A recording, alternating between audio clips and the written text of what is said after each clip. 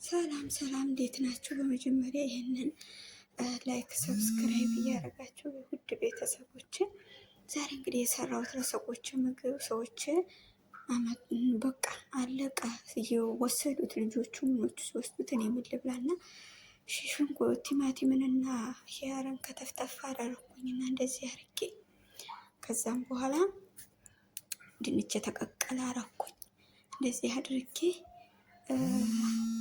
በቃ አቀላቀልኩትና ድንቹን በቃ ጫን ጫን አረኩት በማንካ ደቀቅ እንዲል። ከዛ በኋላ አቀላቀልኩት እንደዚህ አድርጌ።